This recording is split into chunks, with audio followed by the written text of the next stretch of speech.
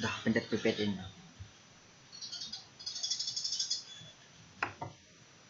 Yang kanan. Ya.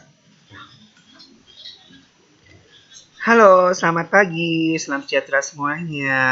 Sehat kan? Harus sehat ya, harus semangat. Ya, Mister, harus semangat. Oke, Mister harap kalian masih dalam keadaan sehat semuanya. Mari kita ikuti, kita lanjutkan proses pembelajaran berikutnya pada subpokok bahasan ovulasi dan menstruasi. Apa itu ovulasi dan apa itu menstruasi dan tahapan-tahapannya apa saja kita bahas saat ini. Ovulasi adalah peristiwa matangnya atau lepasnya atau masaknya oosit sekunder dari ovarium.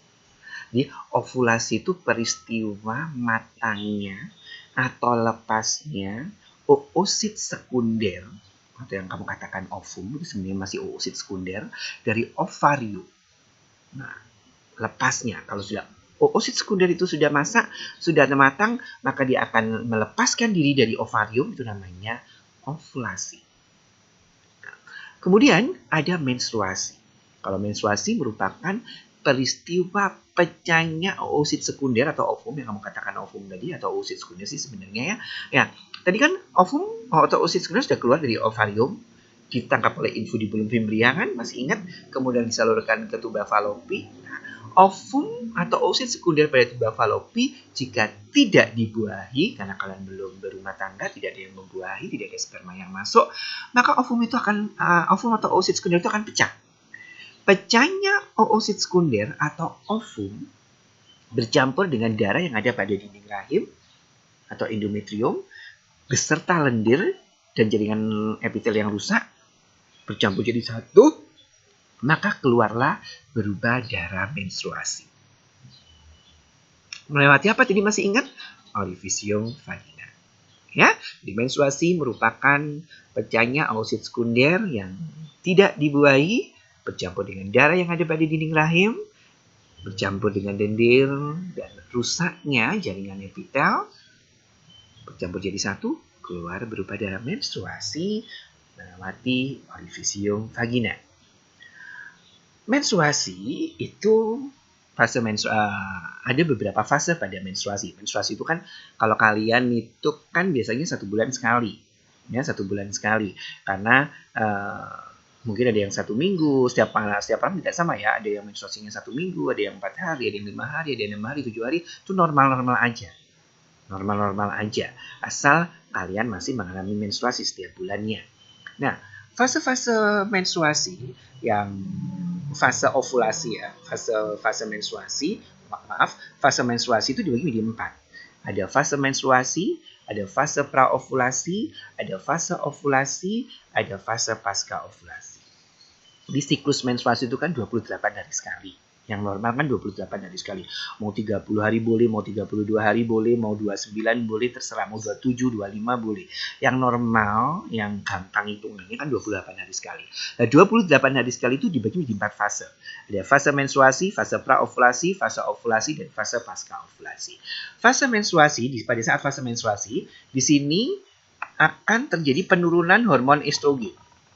Hormon estrogen dan progesteron itu akan mengalami penurunan. Nah, kalau hormon estrogen dan progesteron mengalami penurunan, maka dinding rahim kalian akan menipis. Itu pada saat fase menstruasi. Nah, kalau dinding rahim kalian menipis, otomatis kan rahim kalian akan rusak. Kemudian akan meluruh. Nah, meluruhnya itu darah yang keluar. Meluruhnya itu kan diikuti oleh darah yang keluar dari dinding rahim yang rusak itu tadi. Nah, akhirnya keluarlah berupa darah menstruasi. Bercampur dengan pecahnya oosit sekunder tadi yang tidak dibuahi. Ya kan? Oke. Kemudian, minggu berikutnya, kalau misalnya ini tanggal 1 sampai tanggal 7 kamu menstruasi.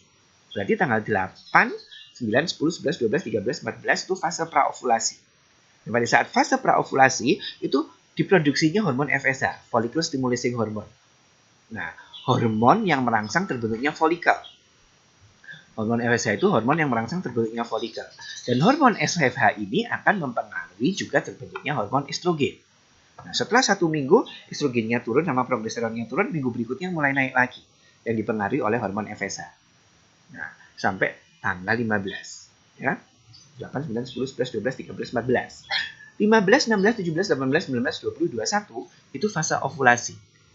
Pada saat fase ovulasi ada peningkatan LH, luteinizing hormon, yang akan mempengaruhi pelepasan oosit sekunder. Namanya ovulasi ini kan lepasnya oosit sekunder. Nah, dipengaruhi oleh hormon LH. Terjadi pada fase ovulasi. Tanggal berapa tadi? 15 sampai 21. 22, 23, 24, 25, 26, 27, 28, 29. Pasca ovulasi. Mulai terbentuknya kembali estrogen dan progesteron. Naik lagi begitu hebat. 1 minggu. Sampai tanggal 29. Yes. Tanggal 30. 1, 2 bulan berikutnya. Fase menstruasi lagi. Namanya siklus. Terus seperti itu. Jelas? Ini sudah jelas semuanya. Ya. Oke, kita lanjutkan sebentar. Sekarang kita lanjutkan. Nah, ini siklusnya. Nanti ada tugas kalian. Kalian akan mengerjakan tugas untuk membuat gambar tentang siklus menstruasi beserta keterangannya. Ini kalau ujian, kalau ulangan mesti keluar. Jadi ini pada saat fase ovulasi, pada saat fase menstruasi, pada saat fase ini kan siklus menstruasi. Jadi ini menstruasinya misalnya tanggal ini ya, tanggal 1 sampai tanggal 4. Ini menstruasi. Ya. Atau mulai tanggal 4 sampai tanggal 4 sampai tanggal ini pasca, ini ovulasi tanggal 14. Ini ovulasi tinggi lagi kan naiknya, LH-nya naik lagi. Kenapa pada saat ovulasi ini LH-nya naik? Karena tadi untuk merangsang terbentuknya oosit sekunder. Kemudian setelah ovulasi ada pasca ovulasi. Ya, jadi menstruasi, ini menstruasi, nah ini ovulasi, kemudian pasca ovulasi, kemudian pasca ovulasi kan progesteron naik lagi, estrogen naik lagi. Nah, kemudian di sini nanti ada setelah saya ulangi ya.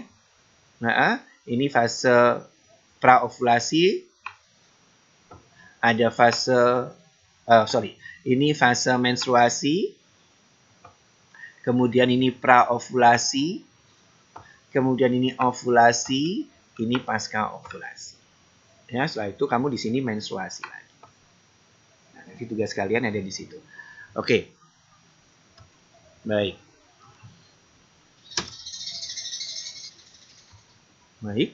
Sekarang akan kita lanjutkan ke yang lain. Baik, sebelum kita lanjutkan ke yang lain, kalian sudah jelas semuanya dan tugas-tugasnya apa? Nanti Mister share lewat WA. Ya. Oke, sampai jumpa minggu depan atau pertemuan yang lain lagi di hari yang lain. Dan Mister akhiri, Assalamualaikum warahmatullahi wabarakatuh. Selamat pagi dan salam sejahtera.